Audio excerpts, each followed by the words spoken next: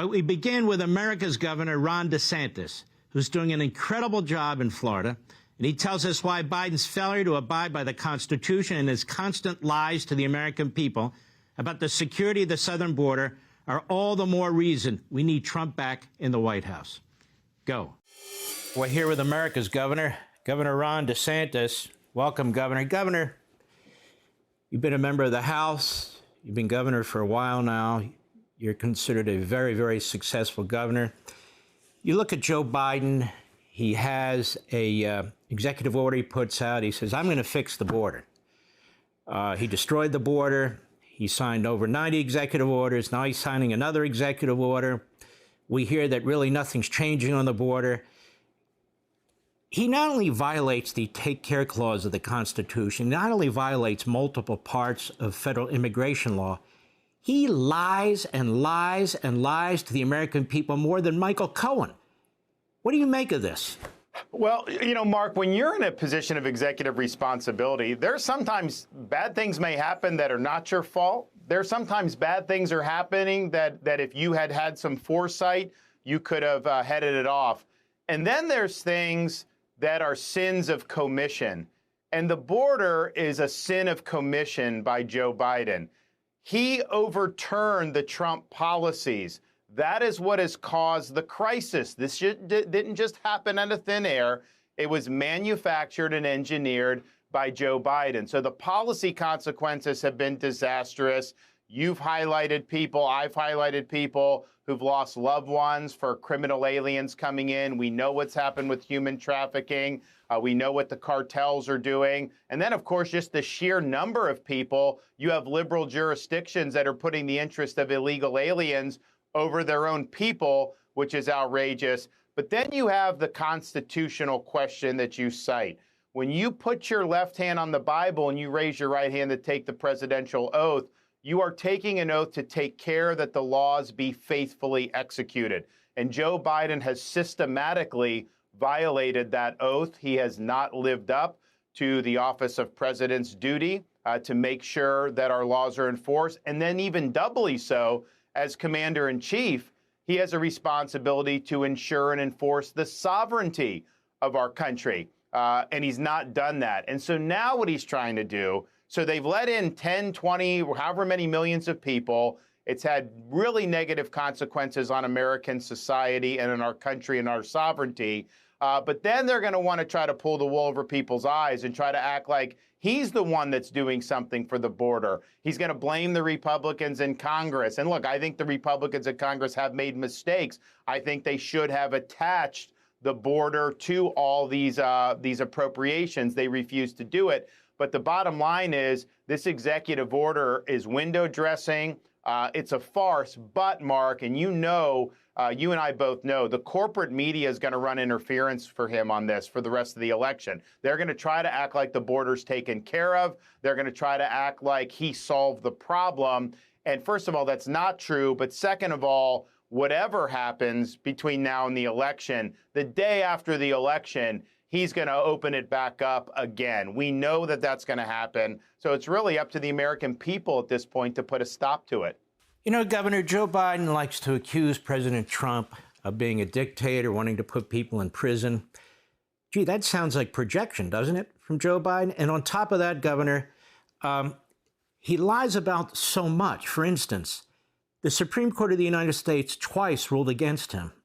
He's defied the court. Defied a Supreme Court, two Supreme Court rulings while he's talking about democracy and the Constitution and the rule of law.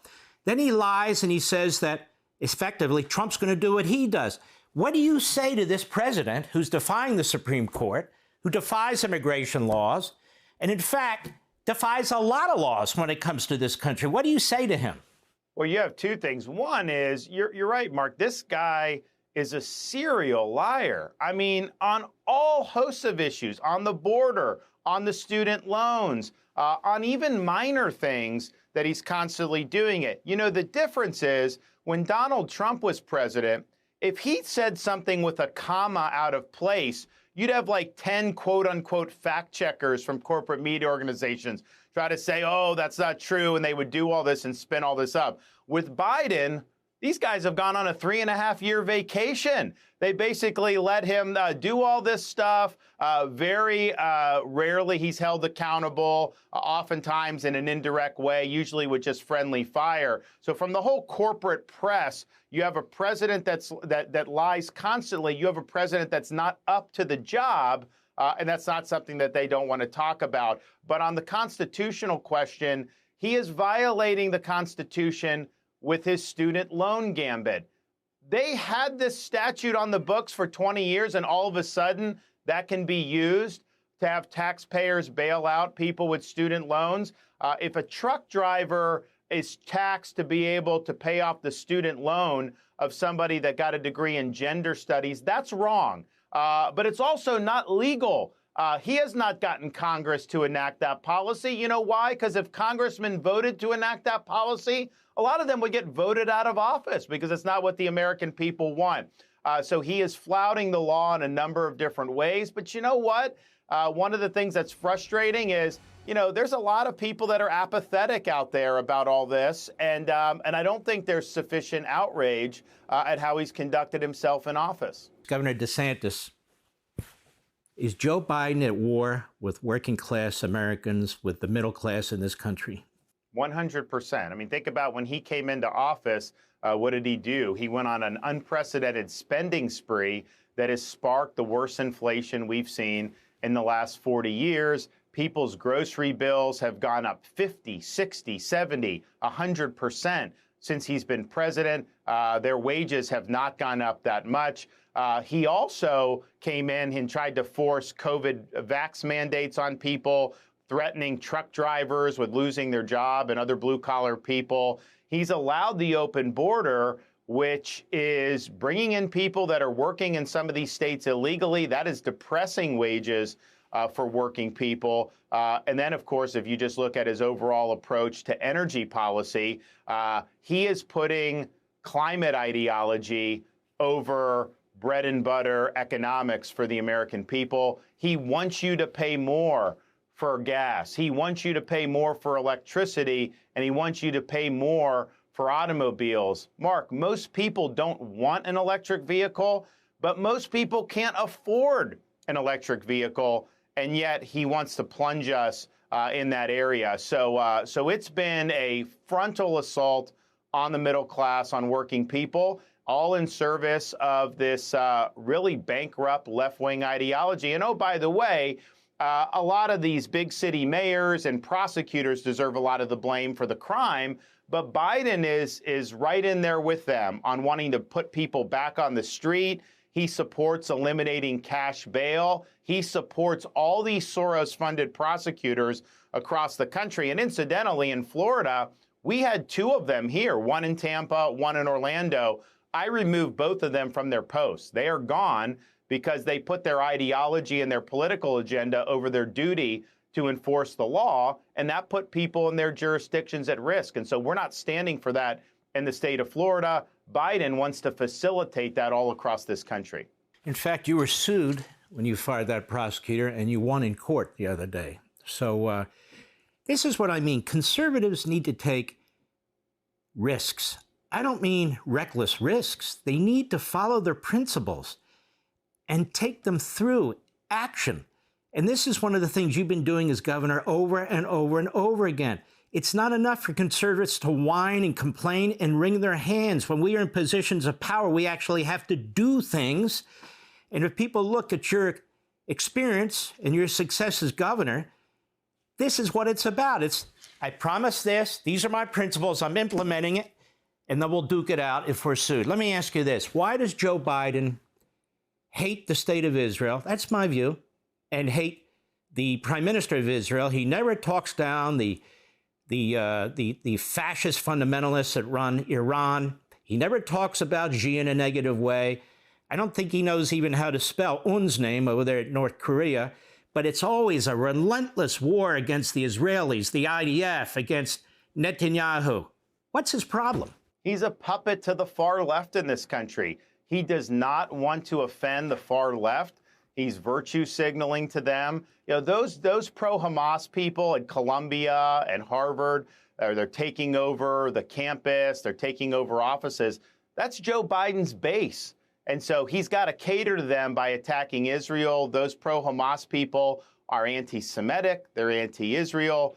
And that is what Joe Biden has reduced himself to virtue signal, being anti-Israel, all in the service of trying to scrape up votes amongst the far left fringes in this country. But what he's doing is not serving America's interests. Israel is the only ally in the Middle East that we can depend on through thick and thin. They're the only country in the Middle East that reflects Western values and American values. And they've been, and Benjamin Netanyahu in particular, has been a tremendous friend of the United States. So this is rooted in Biden's ideology and in his weakness as a leader, that he has to kowtow to some of the craziest mobs that this country has seen in quite some time.